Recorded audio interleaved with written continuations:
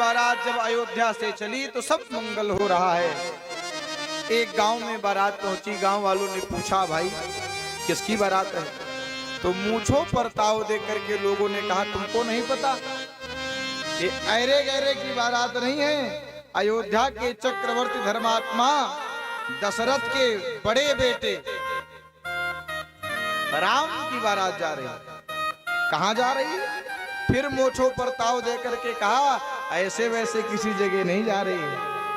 मिथिला के जो राजा हैं महाराज जनक, उनकी जो बेटी हैं, उनकी बेटी से राम का विवाह हुआ। लोगों ने कहा, अच्छा, बेटा भी राजा का, बेटी भी राजा की, एक बात बताओ, दूल्हा कहाँ है? अब सब चुप हो गए। कैसे बता दे कि दूल्हा पहले ही ससुराल में बैठा है? ये बताएंगे तो बड़ी बेइज्जती होगी। तो बड़े चालाक सब लोगों ने कहा, देखो हम आगे आ गए, दूल्हा बीच में होगा। बीच वालों से गांव वालों ने पूछा तो बीच वाले बड़े सावधान। बीच वालों ने पहले पूछा, ये बताओ आगे वालों ने क्या जवाब दिया? आगे वालों ने क्या बताया? तो गांव वालों ने कहा, भाई आगे वालों ने तो यह कह करके टाल दिया था कि बीच में होंगे। बीच वालों ने कहा, हाँ उन्होंने सही कहा था, बीच में नहीं, वो पीछे आ रहे हैं। बीच वालों ने भी अपने माथे से भार को हटा दिया। पीछे वालों से जब पूछा गया तो ये खबर गुरुजी तक पहुंची। गुरुजी क्या बताएं लोगों से? तो गुरुजी ने कहा, मानो गुरुजी को पहले ही विदित है। गुरुजी कह रहे हैं कि रे केवल विवाह राम का थोड़ी होना है, अरे विवाह तो भरत और शत्रुघ्न का भी होना है। तो इनको ही बता दो कि यही दूल्हा है। एक भाव तो यह है, दूसरा भाव यह है। वशिष्ठ जी कहते हैं, राम और भरत में कोई अंतर नहीं है। राम नहीं है तो क्या हुआ, भरत को ही बता दो दूल्हा है। अब तो महाराज सब बताते जा रहे हैं कि यही दूल्हा है।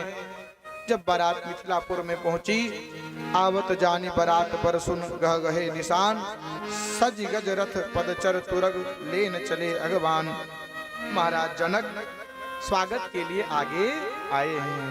गोस्वामी पाद लिखते हैं, अगवानन जब दीख बराता, अगवानन जब दीख बराता, पूरे आनंद पुलक भर गाता, और आनंद पुलक भर गाता, देखी बनाव सहित अगवाना, देखी बनाव सहित अगवाना, मुदित बरातिन हन निशाना, मुदित बरातिन हन निशाना, मुदित बरातिन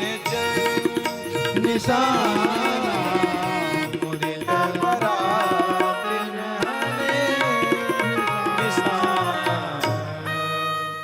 जानकी जी को जब पता चला कि अयोध्या से बारात आई तो मेरी माँ जानकी जी ने अपनी प्रभुता को प्रकट किया। जानी सी बारातपुर आई, कछु निज महिमा प्रकट जनाई। जानकी जी ने ऐसी महिमा बिखेरी कि अयोध्या से जो लोग आए, मिथिला के प्रभाव को देख करके, सौंदर्य को देख करके कहने लगे, ऐसा भी शहर होता है, मैंने आज तक दर्शन नहीं किया था। सत्तू खा करके हम मर गए और यहाँ इतना सौंदर्य है। जानकी जी ने ऐसी महिमा को प्रकट किया है, आपको बताएं। इसके बाद जब राम जी को पता चला कि पूज्य पिताश्री आ गए हैं तो विश्वामित्र जी से कहा, आपकी आज्ञा हो जाए तो मिल आऊं। यहाँ पर थोड़ा प्रेम देखो। मैंने पहले भी बताया था, दशरथ तो व्याकुल हैं ही, लेकिन राम भी अपने पिता से मिलने के लिए व्याकुल हैं। ये कथा संदेश देती है कि दशरथ जैसे यदि भक्ति आ जाए तो हम तो राम के लिए व्याकुल होंगे ही, राम भी हमसे मिलने के लिए व्याकुल हो जाएंगे। इतना प्रेम करते हैं दशरथ से प्रभु राम, अपने पिता से मिलने के लिए आए। शास्त्रकार कहते हैं, लगन के पहले ही बारात मिथिला में आ चुकी थी। प्रथम बारात लगन ते आई, ताटे पुर प्रमोद अधिक आई। इसलिए मिथिला में प्रेम दिन दूना बढ़ रहा था। अब शुभ समय आ गया, अगहन का महीना आ गया।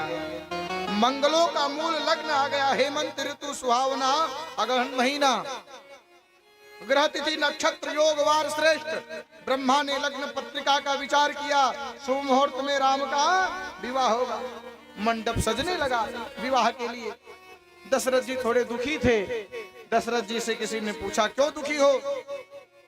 विवाह हो रहा है इसलिए। कहा नहीं, बाप उस दिन ज्यादा प्रसन्न होता है जब बेटे का विवाह होता है।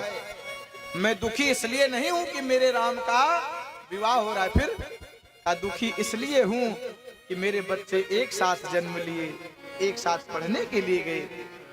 यहां तक एक साथ राम ने अपने भाइयों को सारे खेलों में अपने साथ रखा, और आज जब विवाह होने जा रहा है तो केवल राम का होने जा रहा है। मेरे 3 बच्चे बच जाएंगे, कष्ट इस बात का है। कहा, आप केवल 3 की चिंता करते हैं। अयोध्या से जितने कुमारे लेकर के आए हो, यहाँ से एक भी बिना विवाह के नहीं जाएगा। जितने कुमारे आए हैं हम सबको विवाह करके यहाँ से भेजेंगे, चिंता मत करो। अब तो महाराज मंडप सज गया, शुभ समय आ गया। सिद्धि सब सी आयुष अकनी, गई जहां जनवास, लिए संपदा सगल सुख सुरपुर भोग विलास। मुनि दंडवत कीन महिषा, बार बार पद रज धरि शीसा। कौशिक राव लिए उरलाई, कही अशीष पूछी कुशलाई। राम सीय शोभा अवधि सुकृत अवधि धूराज, जहाँ तहाँ पुरजन कहीं अस मिली नर नारी समा। सुंदर समय आ गया, सुंदर मुहूर्त आ गया। सारे देवता मंडप में आकर के बैठ गए। 5 प्रकार के शब्द बचने लगे, तंत्री, ताल, झांझ, नगारा, तुरही। 5 शब्दों से पूरे मिथिला में शोर मच गया। राम धीरे धीरे मंडप की तरफ आ रहे हैं। गोस्वामी पाद लिखते हैं, पंच शब्द धुनि मंगल गाना, पंच शब्द धुनि मंगल गाना। पट पावड़े परहि विधि नाना, पट पावड़े परहि विधि नाना। करी आरती अर्घ 3 दीन्हा, करी आरती अर्घ 3 दीन्हा। राम गवन मंडप सब दीन्हा, राम गवन मंडप सब दीन्हा। राम गवन मंडप सब दीन्हा। वहां सब लोग परेशान थे कि वो समय कब आएगा जब राम जी जानकी जी के हाथ को पकड़कर पानी ग्रहण करेंगे। और हमें लगता है यहाँ पर भी सब यही चिंतन कर रहे हैं कि राम जी का विवाह कब होगा। तो सीधे हम अब विवाह के लिए चलते हैं। राम जी मंडप में आकर के बैठे, पाद्य अर्घ्य आचमनीय दे करके स्वागत किया। मधुपर्क दे करके राम जी का जनक जी ने स्वागत किया। यही बीत राम मंडप ही आए, आरघु देह आसन बैठाए। नाई बारी भाट नट को रामचंद्र जी ने न्यौछावरी दी।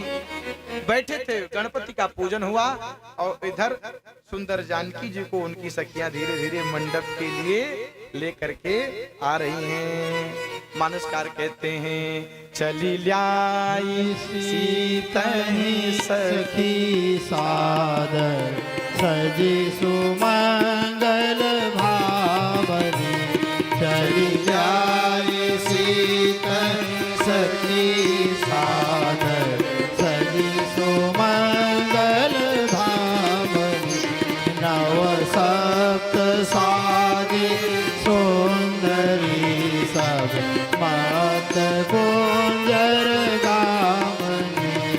कल गान सुनि मन ध्यान त्यागे, काम कोकिल लागे।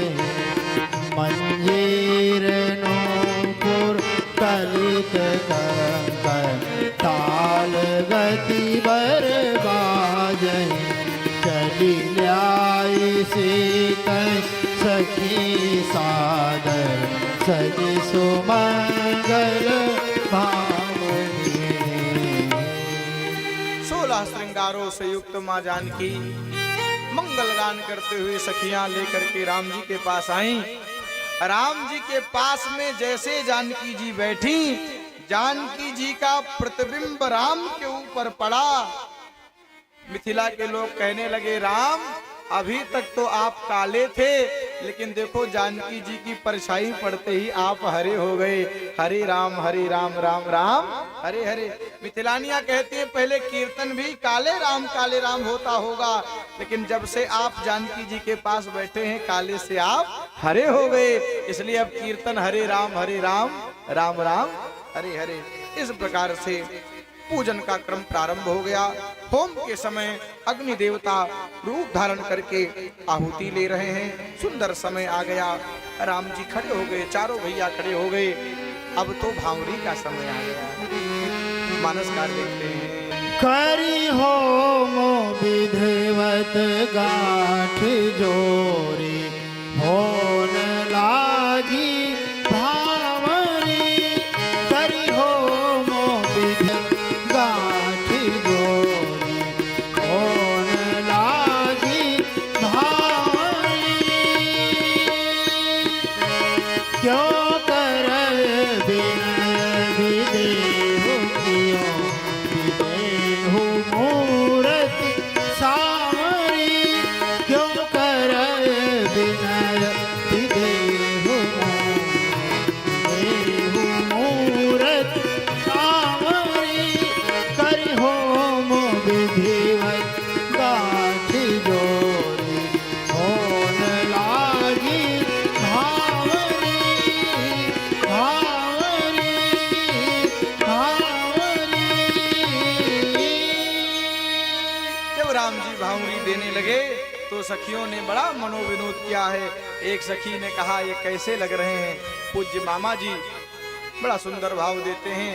सारी सखियां गाती हैं और कहती कैसे लग रहे हैं। तो एक सखी ने कहा, ऐसे लग रहे हैं जैसे किसी कोल्हू में बैल को बांध दिया जाए। तो बैल जब कोल्हू में बंधता है तो भार की वजह से वो तेज से नहीं चलता, वो धीरे धीरे से चलता है। सारी सखियां बड़ा मनोविनोद कहती है, बड़ा सुंदर भाव है। पग पग धीरे कैसे दूल्हा धरते हैं सखी। पग धीरे कैसे दूल्हा धरते हैं सखी। चले धीरे जैसे कोल्हे मरते हैं सखी। चले धीरे जैसे कोल्हे बरद है सखी।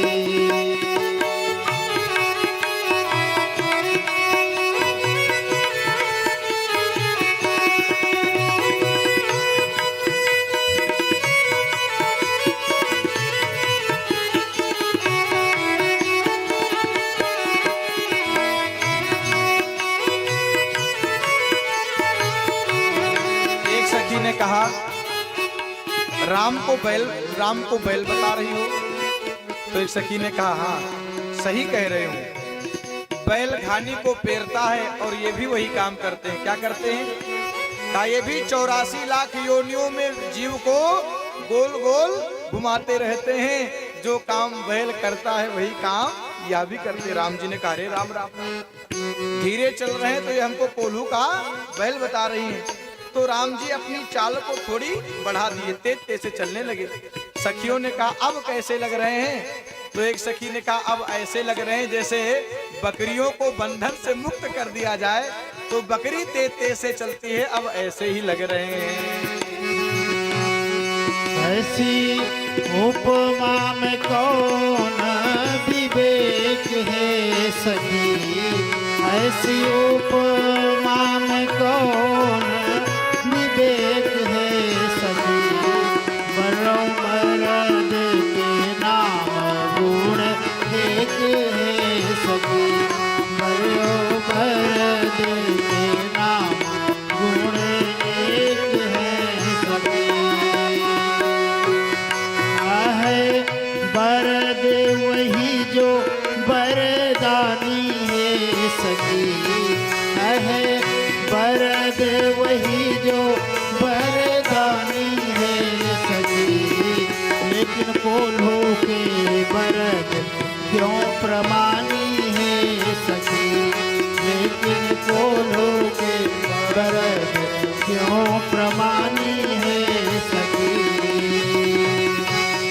पर कोल्हो के बरद सरसों घानी है सखी, पैर कोल्हो के बरद सरसों घानी है सखी।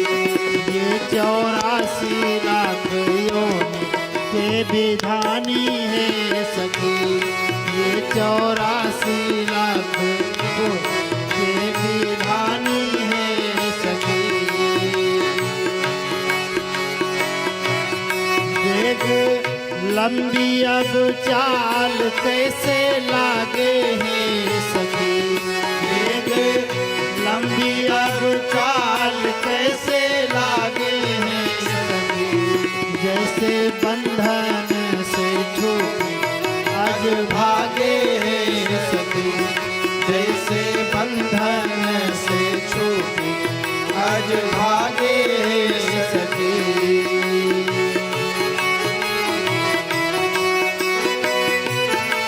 एक सखी ने कहा कैसे लग रहे हैं? तो कहा जैसे बंधन से बकरे को मुक्त कर दिया जाए वो भगता है। सखियां कहती हैं अरे उपमा भी बकरे की दे रही हो, अरे ये राम है इनको बकरा क्यों कह रही हो?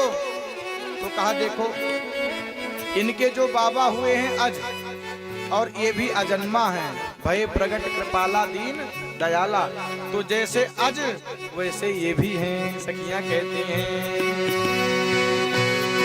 जैसे बंधन से छूटी आज भागे हैं सखी, जैसे बंधन से छूटी आज भागे हैं सखी।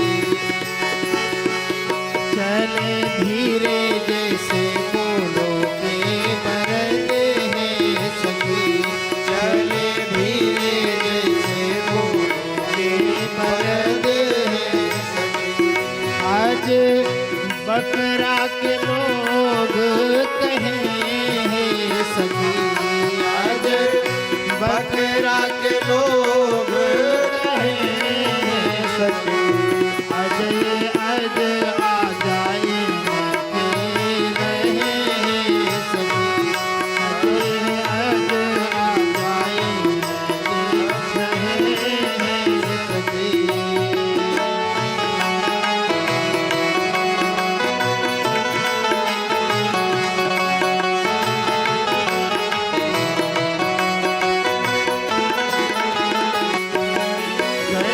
लागे अब अंगना में ठाढ़े हैं सखी, जैसे लागे अब अंगना।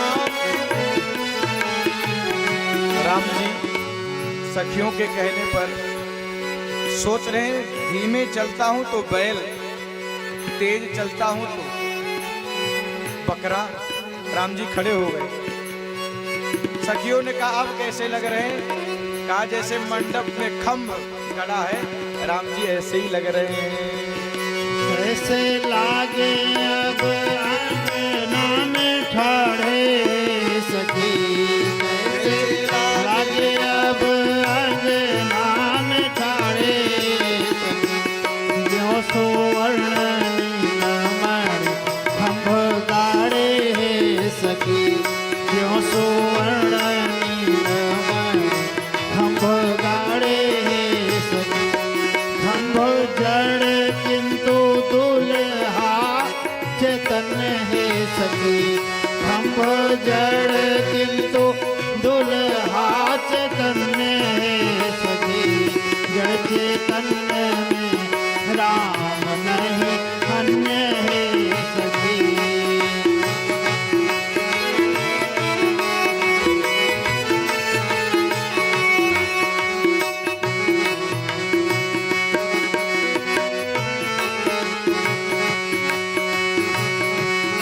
इनकी उंगली सारे जग नाचे है सखी, इनकी उंगली सारे जग नाचे